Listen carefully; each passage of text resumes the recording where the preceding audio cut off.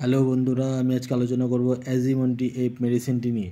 এই অ্যাজিমন্টি এফ মেডিসিনটি কী কাজে ব্যবহার করা হয় এবং এটি ব্যবহার করার নিয়ম এবং এটি ব্যবহার করার পর যে ক্রিয়া প্রতিক্রিয়াগুলি হবে সেগুলি সম্পর্কে আজকে আলোচনা করব। তো বন্ধুরা, প্রথমেই জেনে নেব অ্যাজিমন্টি এফ মেডিসিনটি কী কম্পোজিশন বা কী মলিকুল দিয়ে তৈরি। তো চলুন জেনে নেব অ্যাজিমন্টি এফ মেডিসিনটি সম্পর্কে। অ্যাজিমন্টি এফ মেডিসিনটির কম্পোজিশন হচ্ছে ফেক্সোফেনারেন, হাইড্রোক্লোরাইড এবং মন্টেলুকাস্ট। ফেক্সোফেনারেন আছে এর মধ্যে 120 mg এবং মন্টেলুকাস্ট আছে 10 mg। তো বন্ধুরা, এই অ্যাজিমন্টি এফ মেডিসিনটি 10 পিসের পাতা হয় এবং এই 10 পিসের দাম পড়ে 241 টাকা। তো বন্ধুরা, এবার জানবো অ্যাজিমন্টি এফ মেডিসিনটির ব্যবহার। অ্যাজিমন্টি এফ মেডিসিনটি ডক্টররা কখন প্রেসক্রাইব করে থাকে? অ্যাজিমন্টি এফ মেডিসিনটির কম্পোজিশন হচ্ছে ফেক্সোফেনারেন, হাইড্রোক্লোরাইড এবং মন্টেলুকাস্ট 10 mg।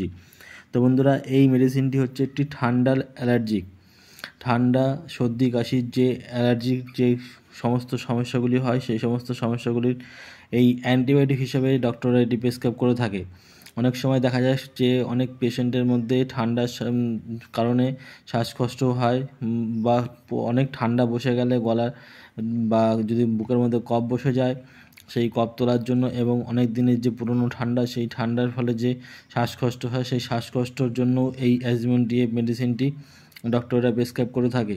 তো এই অ্যাজিমন্টি এফ মেডিসিনটি মূলত ঠান্ডা সর্দি কাশির জন্য অ্যালার্জি অ্যান্টিবায়োটিক হিসেবে ইউজ করে থাকে। তো এই মেডিসিনটি খাওয়ার নিয়ম কী হবে? এই মেডিসিনটি খাওয়ার নিয়ম হচ্ছে প্রতিদিন রাত্রে একটা করে ডোজ দিয়ে থাকে ডক্টররা। তো এই মেডিসিনটি খাওয়ার নিয়ম হচ্ছে একটা করে রাত্রে খেতে হয় শোয়ার আগে। তো বন্ধুরা, অ্যাজিমন্টি ট্যাবলেটটির ব্যবহার জানলাম এবং এটি খাওয়ার নিয়ম জানলাম। এবার জানবো আমরা এর প্রতিক্রিয়া, যদি খাওয়ার পর যদি কোনো ক্রিয়া প্রতিক্রিয়া হয় সেটি। এই মেডিসিনটি খাওয়ার পরে যেটা হচ্ছে, এটি নর্মালি যেহেতু একটা অ্যালার্জি ওষুধ, তো এটি খাওয়ার পরে কোনো রকম সমস্যা হতে হয় সেটা হচ্ছে যেটা হয় তার মধ্যে বেশি সমস্যা হচ্ছে যদি এটি খাওয়ার পরে অনেক সময় পেটে ব্যথা বা বমিটিং এবং হয়তো ল্যাকটিন হতে পারে। যদি এই ধরনের কোনো সমস্যা হয় অবশ্যই ডক্টরের সঙ্গে কনসাল্ট করবেন।